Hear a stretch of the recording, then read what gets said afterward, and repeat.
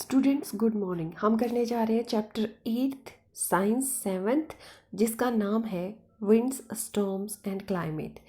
Chapter को शुरू करने से पहले मैं आपको बता देती हूँ कि जो हम पढ़ रहे हैं वो बेकार नहीं जाएगा। जो हम पढ़ रहे हैं वो हमेशा हमारे काम आएगा।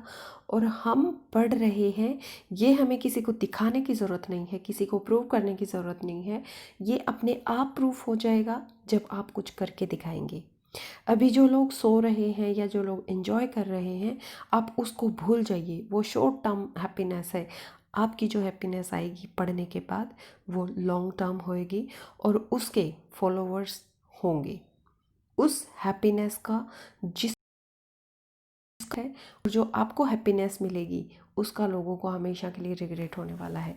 इसी के साथ शुरू करते हैं wind storm and climate. Wind क्या है? विंड है मूविंग एयर। अगर हम छोटी सी एक लाइन में डिफाइन करें विंड को, तो ये मूविंग एयर है। विंड स्पीड को एनीमोमीटर में मेजर करते हैं, ठीक है। और जो विंड जनरेट होती है वो क्यों होती है? क्योंकि हमारी जो अर्थ है उसकी अनइवन हीटिंग होती है। मतलब हीटिंग इस तरह से, सपोज़ यहाँ पे हीट हो गई एयर, यहाँ की एयर ऊपर चली जाएगी, ठीक है। और जो साइड में जो ठंडी हवाएं हैं वो यहाँ आ जाएंगी। तो इस तरह से जो अर्थ है उसकी हीटिंग होती है। गोल गोल गोल गोल इस तरह से घूमती जाती है और साइड की हवाएं यहाँ आती जाती हैं। तो इसी तरह से जो होती है टॉर्नेडो क्रिएट होते हैं। लेकिन जो नॉर्मल हीट जो होती है उसकी वजह से अर्थ पे थोड़ी बहुत जो विंड चलती है वो बनती है, ठीक है। वेंटिलेटर्स क्या होते हैं? सेफ एंड हेल्दी हाउस जो होते हैं उसका एक चिन्ह है, एक निशान है। घरों में वेंटिलेटर होना चाहिए। जो हमारी दीवारें बनती हैं हमें उनमें वेंटिलेटर लगाने चाहिए ताकि हवा उनमें से पास हो सके। तो एक ये साइन है कि हमारा घर हेल्दी है। जब भी आप घर बनाएं या घर खरीदें तो उसमें वेंटिलेटर ज़रूर लगवाएं ताकि वो घर भी हेल्दी रहे, ठीक है। क्योंकि आपको पता है, सपोज़ हम एक किचन है, इस किचन में यहाँ पे हमारी गैस जलती है, स्टोव जलता है, तो वहाँ की एयर गर्म होके ऊपर उठती है। उस एयर में खाने की स्मेल भी हो सकती है, कुछ भी हो सकता है। तो ये एयर गर्म होके ऊपर ही उठती जाएगी, ये नीचे नहीं आएगी कि आपकी खिड़की यहाँ है तो यहाँ से निकल जाओ। तो उसकी वजह से क्या होती है, स्मेल बनी रहती है। तो अगर ऊपर वेंटिलेटर है तो वो गैस निकल जाएगी वो, और बाकी की जो ठंडी हवा है वो यहाँ पे घूमती रहेगी। इस तरह से वेंटिलेटर का जो साइन है वो सेफ और हेल्दी हाउस का है। उसके बाद आता है कि जो साइक्लोन होते हैं, साइक्लोन का मतलब सेंटर जो होता है उसको कहते हैं आई ऑफ स्टॉर्म। उस तूफान का की आँख कहते हैं। जो सेंटर होता है ये हमेशा शांत जगह पे होता है। जो ये सेंटर बनता है हमेशा शांत जगह पे बनता है। थंडर स्टॉर्म जो इस चैप्टर में जो हमारी टर्म्स यूज़ की गई हैं, हम जो विंड स्टॉर्म और क्लाइमेट के चैप्टर में जो इम्पोर्टेंट टर्म्स हैं मैंने उनको भी यहाँ पे डिस्कस करना है, ठीक है। तो उसमें एक टर्म है थंडर स्टॉर्म। थंडर स्टॉर्म का मतलब होता है गरजना, ठीक है, गरजना।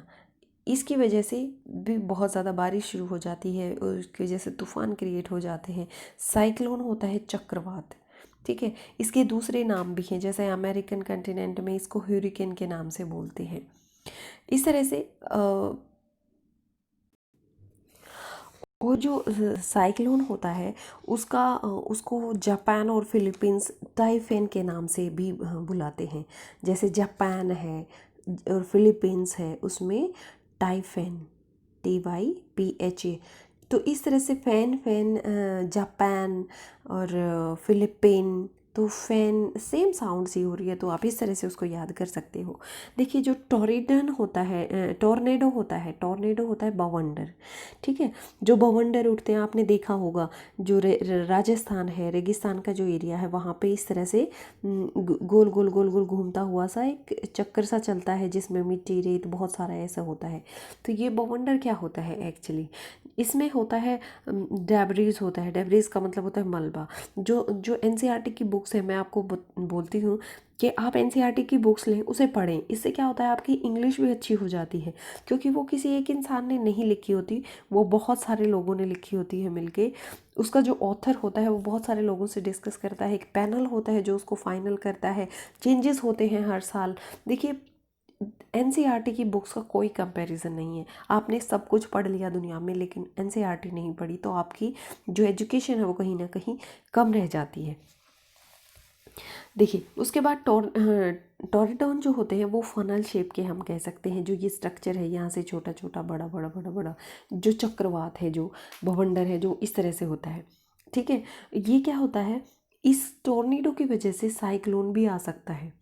ठीक है, ये कई एरिया में जो ये टॉर्नेडो है, ये साइक्लोन बना सकता है। तो जब साइक्लोन आता है या टॉर्नेडो आता है तो ऐसी जगह से आप पानी भी नहीं पिए, क्योंकि वो पानी गंदा हो सकता है। जो अलर्ट, जो मेट्रोलॉजिकल डिपार्टमेंट अलर्ट करते हैं लोगों को, न्यूज़ से, रेडियो से, न्यूज़पेपर से, किसी तरीके से भी, तो उसके प्रति आपको अलर्ट रहना चाहिए कि वो क्या कह रहे हैं। ठीक है, साइक्लोन को डिटेक्ट भी किया जाता है। डिटेक्ट किस तरह से किया जाता है, या तो उसके लिए सैटेलाइट यूज़ करते हैं। ठीक है, मेट्रोलॉजिकल डिपार्टमेंट जो है सैटेलाइट से पता लगाते हैं, और वो जो साइक्लोन प्रोन एरियाज़ होते हैं वहाँ पे हर आधे घंटे में न्यूज़ देते रहते हैं, ताकि लोगों को अलर्ट किया जा सके, लोगों को वहाँ सेफली से रिमूव किया जा सके। और राडार से भी इसको पता करते हैं, राडार से, RADAR। तो ये क्या है, जब आप स्टेट वगैरह की कोई तैयारी करोगे तो आपसे ज़रूर राडार के बारे में पूछेंगे, या आप प्राइवेट स्कूल में इंटरव्यू दोगे तो आपको राडार का पता होना चाहिए। राडार क्या होता है, राडार होता है रेडियो डिटेक्शन एंड रेंजिंग। ठीक है, ह्यूरिकेन भी, तूफ़ान को कहते हैं ह्यूरिकेन। ह्यूरिकेन भी आ जाते हैं बहुत सारी जगहों पे, तो ऐसे में भी आपको अलर्ट होना चाहिए। आपको अपने मुंह को अपने घुटनों में करके और अपने लेग्स को अपने हाथों से बांध करके वहाँ पे बैठ जाना चाहिए। टॉर्नेडो में भी आप ये कर सकते हैं, ताकि आप अपने आप को बचा सकें, और लोगों को भी इस तरह की बातें बता सकते हैं कि ऐसी सिचुएशन में आपको क्या करना चाहिए। ठीक है, जो ईस्ट एरिया है वो ज़्यादा साइक्लोन प्रोन एरियाज़ होते हैं। यहाँ पे बहुत नहीं है ज़्यादा, यहाँ पे तो सिर्फ टॉर्नेडो आ सकते हैं, बवंडर आ सकते हैं। ठीक है, अब जब हम राडार कर रहे हैं तो हमें हमें एक, हमारी जीके के लिए सोनार का भी पता होना चाहिए कि सोनार क्या होता है। सोनार से साउंड आपको पता चल रहा होगा, है ना। साउंड नेविगेशन एंड रेंजिंग होता है। ठीक है, ये ऑब्जेक्ट्स को डिटेक्ट करने के लिए यूज़ होता है, या फिर वाटर की, जो सोनार को यूज़ करते हैं वाटर की डेप्थ को मेजर करने के लिए। ठीक है, तो आपको पता चल गया कि ये रेडियो डिटेक्शन एंड रेंजिंग है, टेक्निक है रेडियो डिटेक्शन एंड रेंजिंग। ये है sound navigation and ranging. Radio detection and ranging, ये साउंड नेविगेशन एंड रेंजिंग। ठीक है, दोनों के अलग अलग नाम हैं, दोनों का अच्छे से हम याद कर सकते हैं, ज़्यादा मुश्किल नहीं है, लेकिन कॉम्पिटिटिव पॉइंट एग्ज़ाम्स के पॉइंट से बहुत ज़्यादा इम्पोर्टेंट है, तो आपको ये आना चाहिए। उसके साथ ही मैं आपसे ये शेयर करना चाहती थी कि believe in your dreams, they were given for a reason. वो आपको दिए गए हैं किसी कारण से। अपने बिलीव, ड्रीम्स में बिलीव करो, विश्वास करो, आप ज़रूर कर सकते हो। हर एक इंसान परफेक्ट नहीं है, मैं भी नहीं हूँ, आप भी नहीं है, कोई भी नहीं है। हर इंसान में कमी होती है, अपनी कमियों को मत देखो।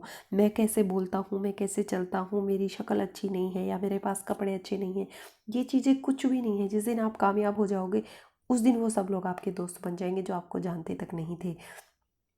उस दिन वो सब रिश्तेदार हो जाएंगे जो आपसे मुंह से बात भी नहीं करते थे। ठीक है, इसलिए पढ़ते रहिए और आगे बढ़ते रहिए। एजुकेशन एक ऐसा दोस्त है जो आपको कभी अकेला नहीं छोड़ेगा, हमेशा आपको तरक्की दिलवाएगा, हमेशा आपकी रिस्पेक्ट करवाएगा। तो उसी रिस्पेक्ट को, उसी तरक्की को पाने के लिए पढ़ाई कीजिए, जितना हो सके अपनी नॉलेज को शेयर कीजिए। और अगर आपको लगता है कि ये वीडियो आपके किसी काम की है तो प्लीज़ मुझे कमेंट बॉक्स में ज़रूर बताएं, और एक लाइक ज़रूर कर दें। आपका लाइक मुझे मोटिवेट करता है। Thank you for watching life science cafe.